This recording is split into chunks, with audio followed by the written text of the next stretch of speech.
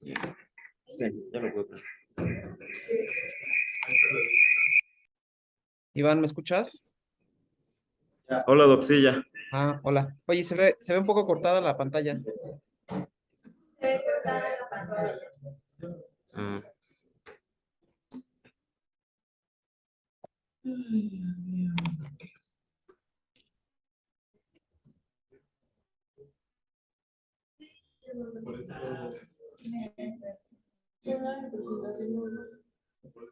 ¿dónde?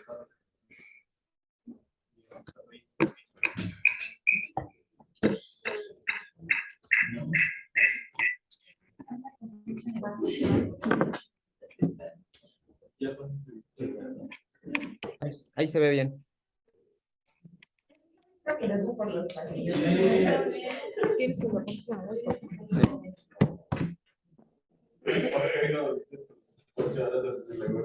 Sí, ahí se ve. Paquito, te encargo la lista. Me quiero bajar. Doc, ¿ya ahí se ve bien? Ya, ahí se ve perfecto. Oye, dile a Paco que le encargo la lista, ¿no? Perdón.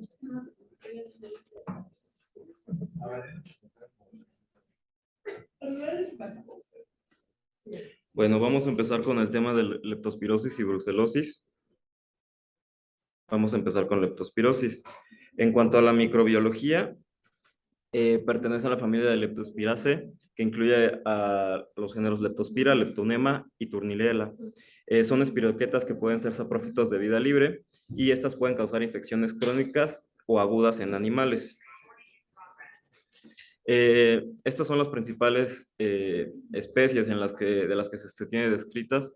Generalmente se dividen en tres, en aquellas que son saprofíticas y no causan enfermedad, en aquellas que son intermedias, que pueden ser tanto saprofíticas como patógenas, y las que ya están completamente descritas, que son patogénicas, que la más importante aquí es Leptospira interrogans.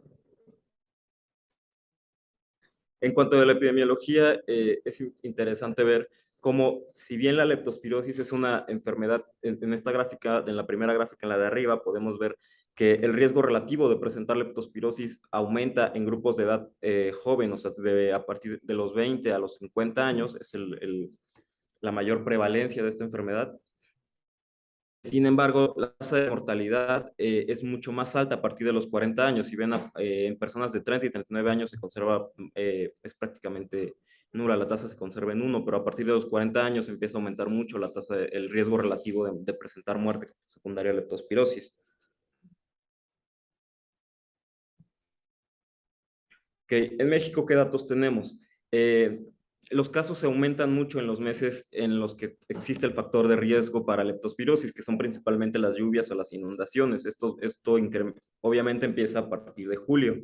De julio a noviembre es donde se presentan más casos de leptospirosis aquí en el país.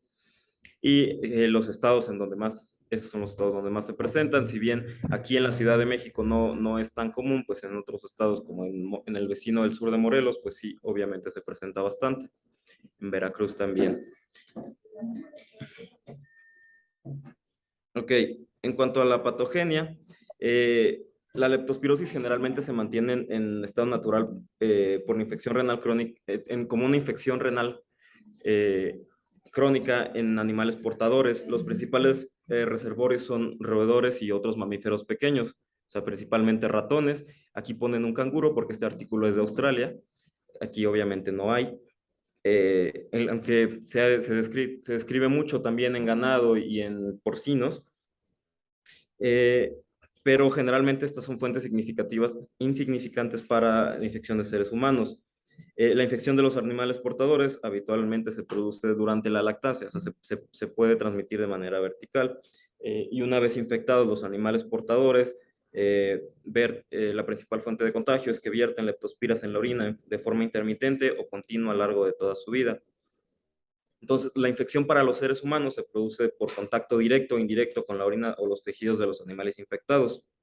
El contacto directo es importante para la transmisión en personas que tienen factor de riesgo ocupacional, como los veterinarios, los trabajadores de establos, los que trabajan en carnicerías, en mataderos, o cazadores. Ok, en este cuadro, pues, en este esquema, pues se ve también un poco lo mismo ya comentábamos, ¿no? O sea, el animal generalmente excreta las leptospiras por orina.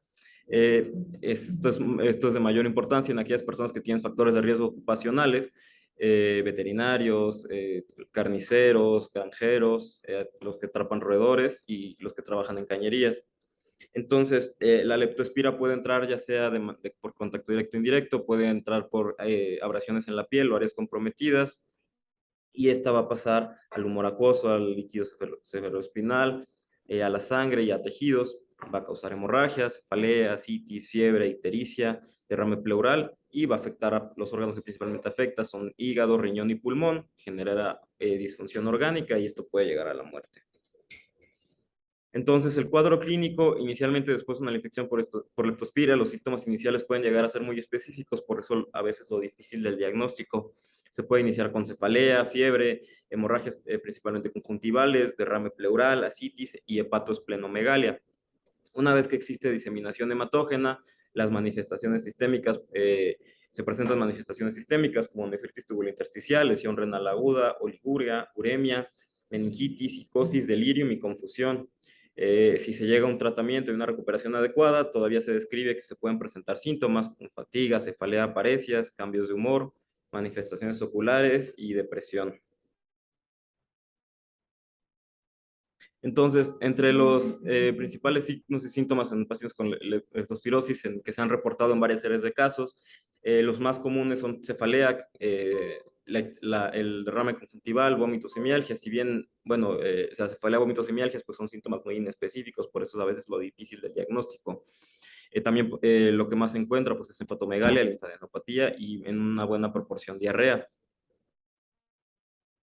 Ok, estas son dos imágenes en donde aquí se ve, en la primera es un hombre de 37 años que tenía mascotas, como mascotas tenía varias ratas, entonces él empezó con un cuadro de fiebre, mialgias y dolor de cabeza severo.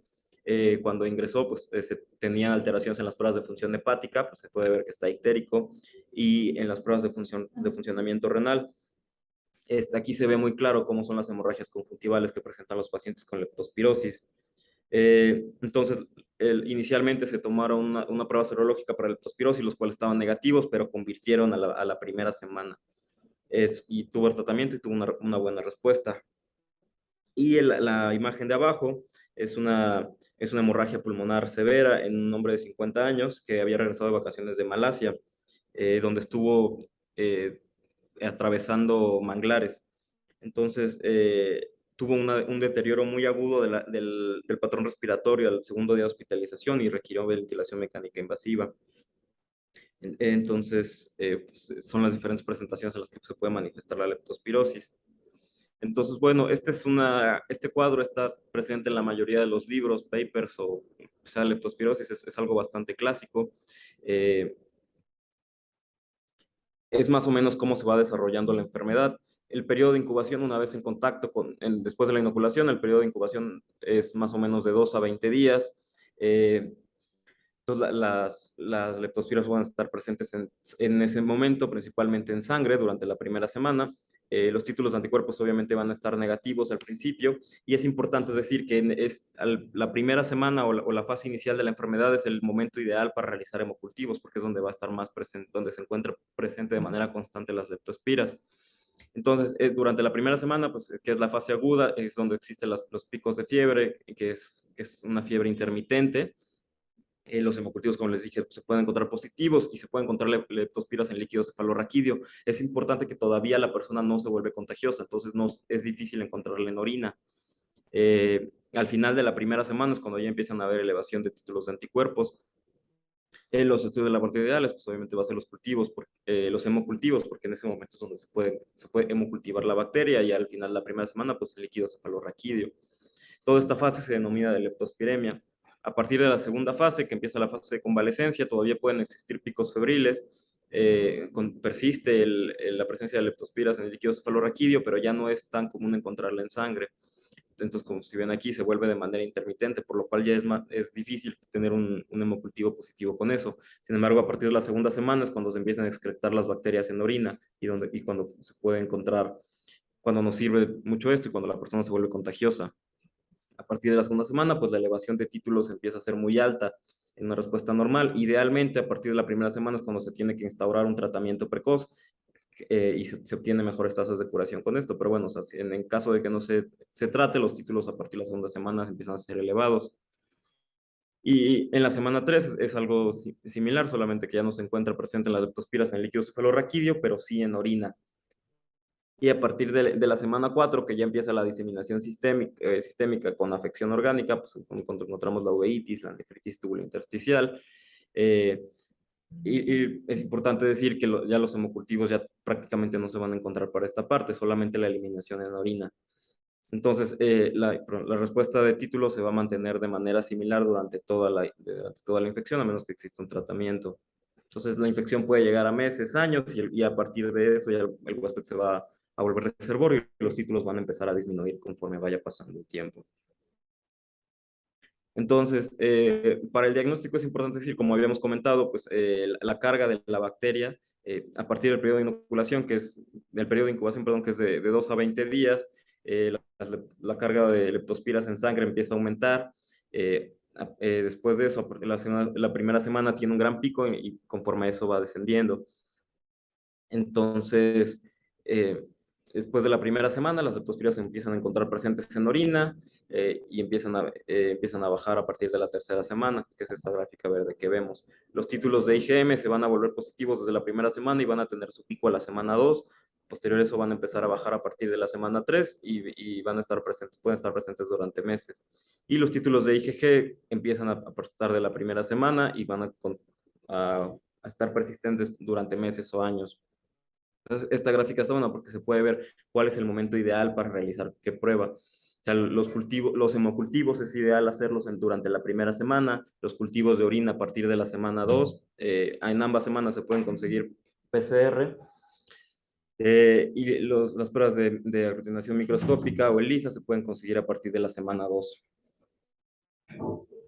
Entonces, las pruebas diagnósticas que habitualmente se usan, como habíamos hablado de los cultivos, el problema con la mayoría de los cultivos pues, es que son poco sensibles pero altamente específicos. Es una evidencia, el tener un cultivo positivo pues es evidencia definitiva. Y su ventaja pues es que se puede usar tanto en humanos como en animales.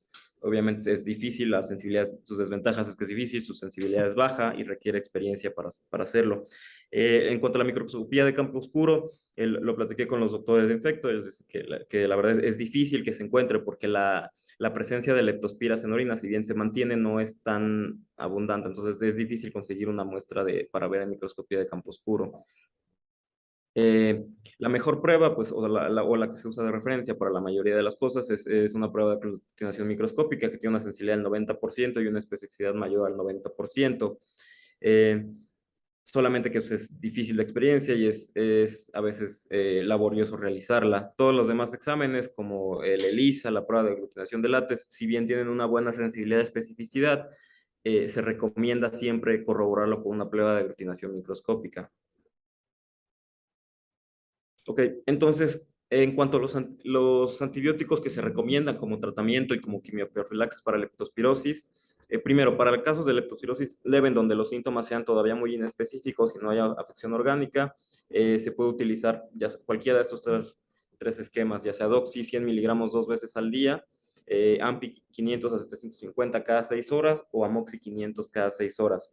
En casos de leptospirosis moderada o grave, el tratamiento va a ser siempre con penicilina G, 1.5 millones de unidades cada 6 horas, Ceftriaxona 1 gramo IV cada 6 horas. Estuve viendo algunos artículos que dicen que parece que no existe reacción, no existe diferencia entre utilizar Ceftriaxona versus utilizar penicilina para el tratamiento de leptospirosis. Con la desventaja de que al utilizar penicilina puedes tener esta reacción de lactis en sífilis. Esa. Ajá, la misma reacción que se obtiene en sífilis cuando muere, siempre que una espiroqueta muere, pues se exacerba el cuadro clínico y parece que hay un deterioro cuando se inicia el tratamiento. Se obtiene también esta con la penicilina. Y en cuanto a la quimioprofilaxis, se utiliza doxiciclina 200 miligramos de oral una vez a la semana. Los casos en los que se tiene que dar profilaxis se ha descrito mucho en personas que están expuestas Bueno, pues, se describe en veterinarios que confirmen una prueba de leptospirosis en un animal, darle profilaxis, pero bueno, eso es un poco complicado estar estudiando a los animales. Pero el escenario en el que está bien descrito es en aquellos casos en los que existen inundaciones, cuando existen porque por este antecedente epidemiológico existen picos de leptospirosis. Entonces, bueno, en ese momento es que se han hecho estudios en el sureste asiático en donde se demuestra que el iniciar quimioprofilaxis disminuye mucho la tasa de leptospirosis posterior a esto. Bueno, eso es todo con leptospirosis. ¿Alguien tiene alguna duda o doctora quiere preguntar algo? Sí, sí, la primera semana En sangre. a partir de la segunda semana Mm. para que realmente pueda ver en campos puros y llevarlo también la zona de física positiva cirugía y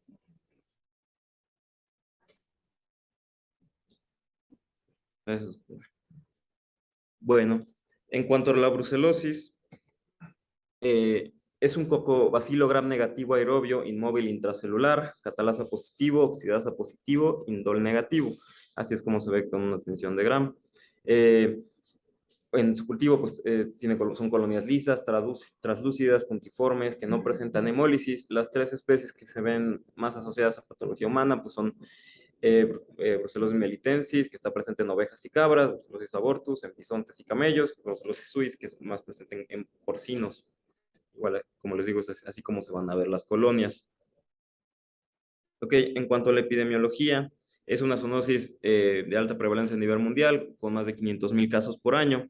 Igual se considera que es una enfermedad profesional. El factor riesgo principal es productos lácteos no pasteurizados y el contacto directo con productos biológicos. Si bien este es un mapa de la distribución donde habitualmente se ve la brucelosis. En esta imagen es la incidencia de brucelosis que se tiene, son datos un poco ya antiguos, pero bueno, es bastante esquematizado cómo se ve que México, si bien no es uno de los países con más alta eh, tasa de incidencia de brucelosis, México está de 10 a 50 casos por cada millón de personas anualmente. Sí tenemos que tenerlo presente y considerarlo más nosotros como médicos internistas. Okay. En México, en los datos que tenemos del Servicio de Epidemiología de aquí, es que para el 2019, a la semana 51, se habían reportado 1,663 casos. En los estados en donde más se encuentra esto es en Coahuila, Michoacán, Nuevo León, Puebla, San Luis Potosí y Sinaloa. Ok, en cuanto a la patogenia, estas son esta es la presencia de brucela. En cuanto a brucela entra la sangre, entra los macrófagos, cuando la verdad es que la minoría de las bacterias son las que sobreviven en compartimentos especializados y se multiplican en el retículo endoplásmico. Estas pueden inhibir el factor de necrosis tumoral alfa, y esto elimina el efecto bactericida de las células NK y de los macrófagos. Entonces, sin embargo, la producción de interferón gamma puede producir un efecto bactericida igualmente por los linfocitos NK y los linfocitos T y por la inducción directamente de macrófagos, como se ve aquí. Entonces, igual otro mecanismo pues, es la producción de anticuerpos por los linfocitos B, eh, y eso puede tener un papel, aunque sea menor, puede tener un papel importante en la respuesta inmune. Entonces, en cuanto al cuadro clínico, la principal clínica que siempre vamos a encontrar de igual manera pueden llegar a ser síntomas inespecíficos. Ese es el problema. En algunas series de casos que se han descrito, el síntoma más común es la fiebre, fiebre intermitente, periódica que se presenta, los síntomas constitutivos, mialgias, artralgias, hepatoesplenomegalia y linfadenopatía. Entonces, en cuanto a las complicaciones, pues la artritis periférica se ha descrito que se puede encontrar en el 22% de los casos. La sacroiliitis, espondilitis, que son complicaciones muy comunes, y las alteraciones del sistema nervioso central, que es la neurobrucelosis, que ahorita platicaremos un poco más. En cuanto a los exámenes de laboratorio, se encuentra en la mitad de los casos alteraciones en en las series hematopoyéticas. Lo más frecuente es encontrar linfocitosis reactiva o trombocitopenia aislada. Son las dos alteraciones más comunes. La transaminasemia puede estar presente igual hasta en un cuarto de los pacientes y los cultivos se presentan hasta en un 16%. Y algo importante es que la tasa de recaída puede estar descrita hasta en un 4% de los casos. Ok. Y algo importante es que en el cuadro agudo lo que encontramos generalmente, igual como había dicho, son síntomas inespecíficos, eso es fiebre, diaforesis, cefalea, mialgias, tatralgias, anorexia. Y en el cuadro crónico, pues lo más característico pues, es la fiebre intermitente y las artropatías. La linfadenopatía pues, puede estar o no presente y la esplenomegalia está en el 20 o 30% de los casos.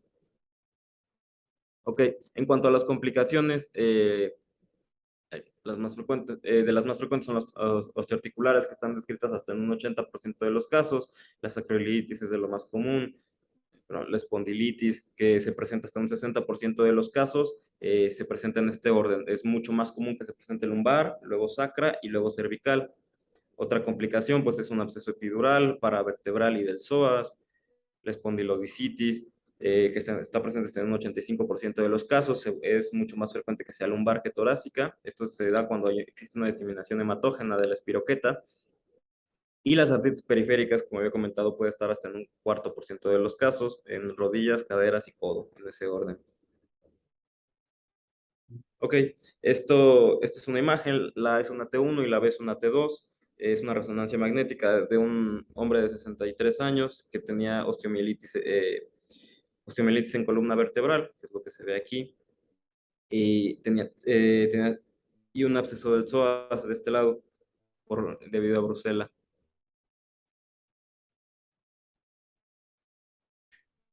Ok, aquí podemos ver una osteoitis de de la cara ilíaca de la articulación sacroiliaca derecha.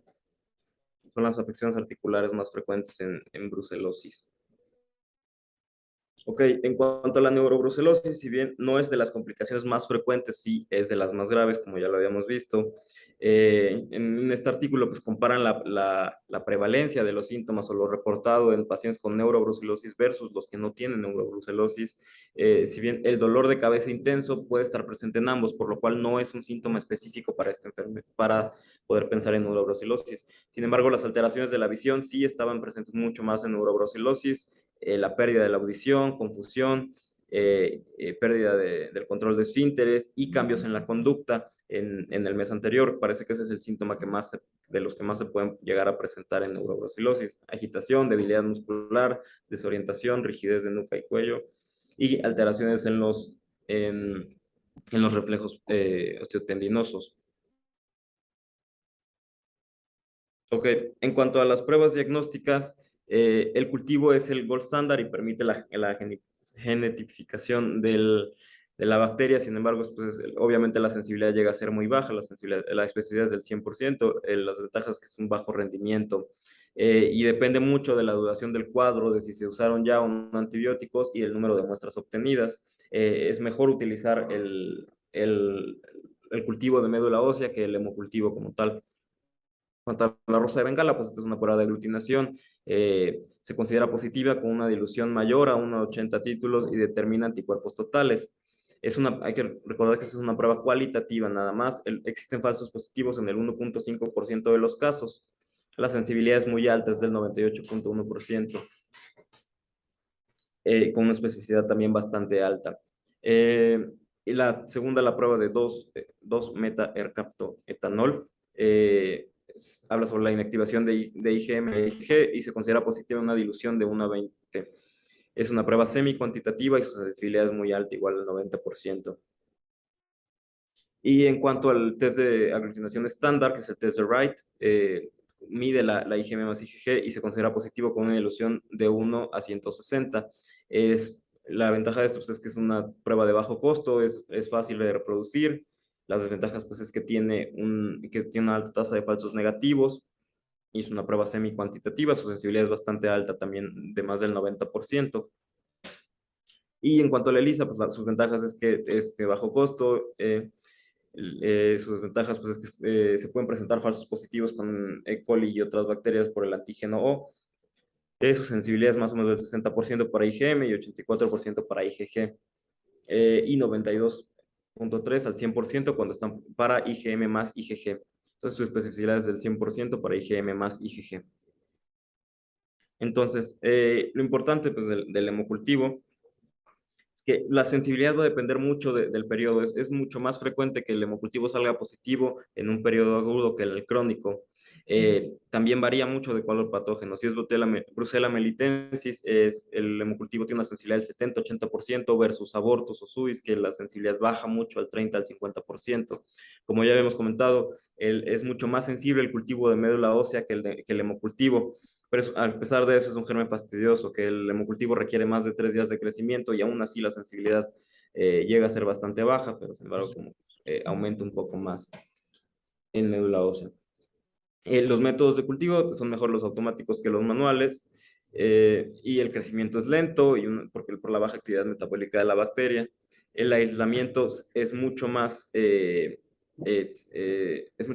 que lo podemos encontrar en la fase febril. Ok, este algoritmo esquematiza bastante bien cómo se debe, o es una propuesta muy buena de cómo se debe hacer el diagnóstico de brucelosis. O sea, tenemos 3 tipos de estudios: los cultivos, ya sean principalmente médula ósea, de líquido cefalorraquídeo, de líquido de articulaciones, de tejido, o el hemocultivo. Están las pruebas serológicas y la amplificación de nucleótidos. Entonces, en este artículo lo que recomiendan es que si de primera instancia ya tienes los 3 positivos, en ese momento ya puedes obviamente tener confirmada la brucelosis, pero de todas formas recomiendan hacer unas mediciones, o sea, volver a hacer unas mediciones, y en caso de que la amplificación de nucleótidos te salga negativa, en 2 ocasiones de todas formas puedes confirmar la brucelosis.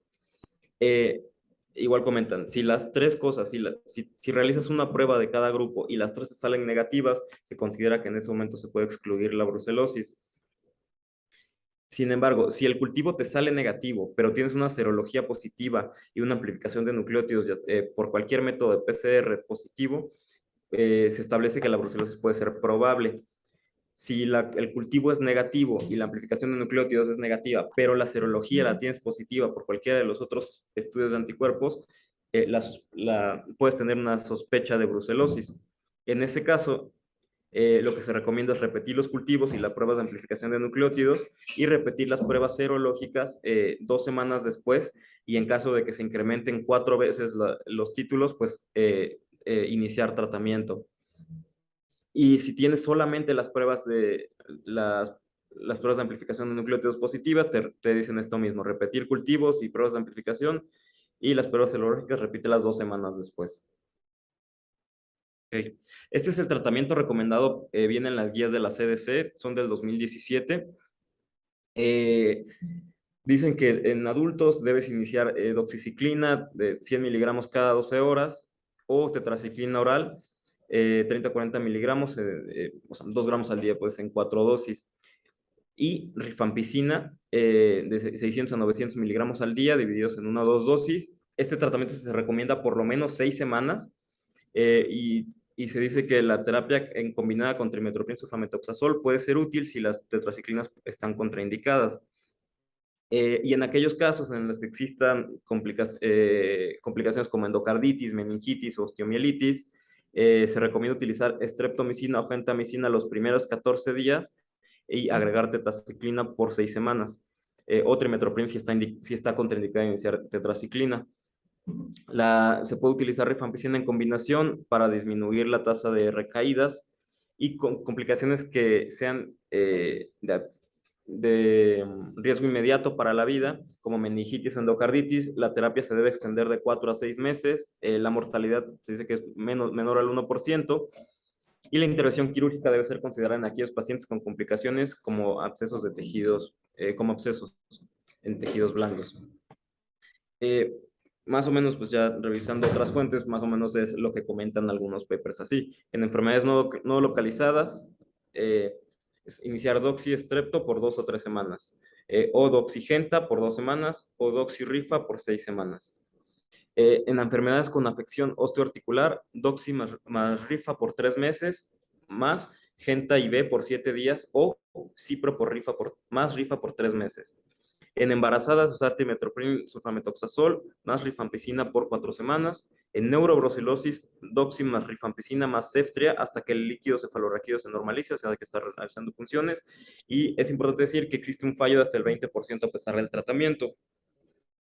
Encontré una revisión de Cochrane que habla sobre el uso de, bueno, tiene muchas comparaciones, pero esta es la que me pareció, de las que me pareció más interesantes, porque si bien la CDC recomienda utilizar doxy más rifa y deja la streptomicina como segunda línea terapéutica, en este forest plot podemos ver que se inicia un análisis combinado de 6 estudios clínicos en el que no se encontró diferencia significativa en el tratamiento a corto plazo, o sea, menor a 6 meses, en utilizar doxy con rifampicina versus utilizar doxy con streptomicina. Sin embargo, cuando se siguió a los pacientes por más de 6 meses, bueno, en aquellos estudios en los que se siguió a los pacientes por más de 6 meses, sí en el combinado de resultados mostró que el esquema de doxicilina con rifampicina mostró mucho más tasa de recaídas y de falla al tratamiento que utilizar el de doxy con streptomicina. O sea, eso contradice a las recomendaciones de la CDC. Pero bueno, faltaría, o sea, o sea, conforme vayan saliendo más estudios, pues se obtendrá más información. Okay, este es algo similar donde se compara, es un forest plot donde se compara el uso de doxy con strepto versus doxy con rifampicina. Se encontró, fueron resultados más o menos similares cuando el combinado de estos estudios dio que si bien a corto plazo, a 6 meses, sí existe una buena tasa de curación con ambos regímenes, como ambos esquemas, perdón, cuando se sigue a los pacientes existe más tasa de recaída en aquellos pacientes que fueron tratados con doxicilina con rifampicina. Entonces, por lo menos por este estudio pareciera ser que la combinación de doxy con streptomicina puede ser una mucho mejor opción. Y eso sería todo. ¿Alguien tiene alguna duda? O-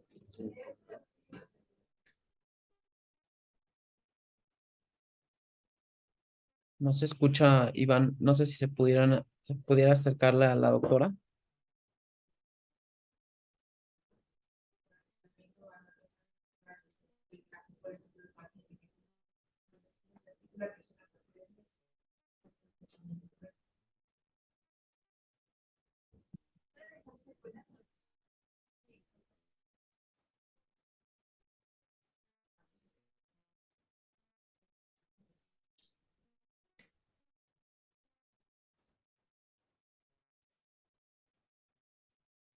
Hola, hola.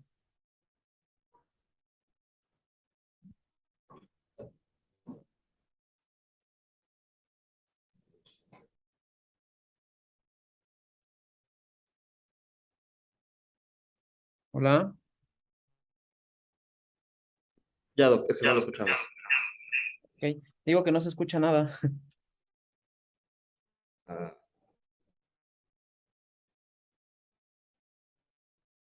ya, es que estaba hablando la doctora. No sé si le puedan acercar la computadora.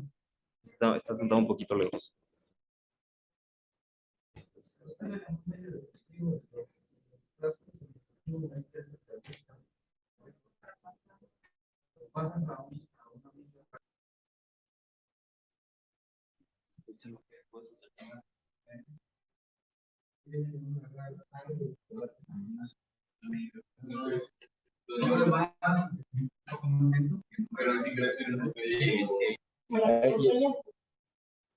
Se hacen las botellas y si se siembra un sangre, llega a crecer un sangre también. Este, las especies más comunes, que es lo que más infecta a la población de aquí en México. Yo no se he visto melitensis, ¿no? Y, y sí hay forma de diagnosticar aquí. Si se toman buenos cultivos, miel cultivos, con más aire, se le encuentra. Y más si es, por ejemplo, un hemopolisis o micolítico, pues, se conocen así.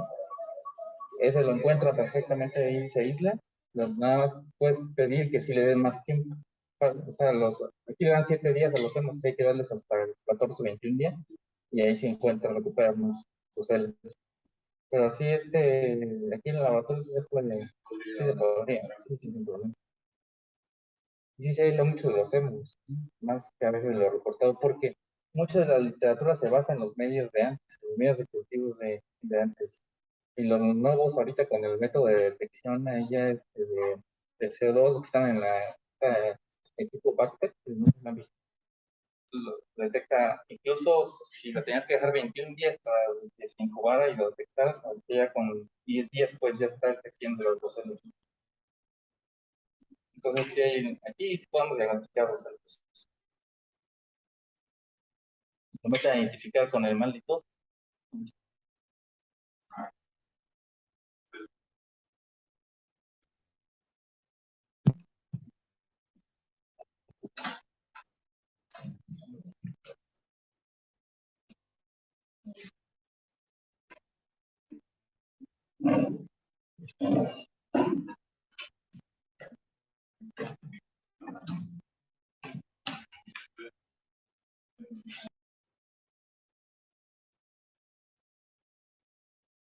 Gracias. Listo, doctor. ¿Algo que nos quisiera comentar? No, todo bien, Iván, muchas gracias. Ahorita voy para allá. Ok,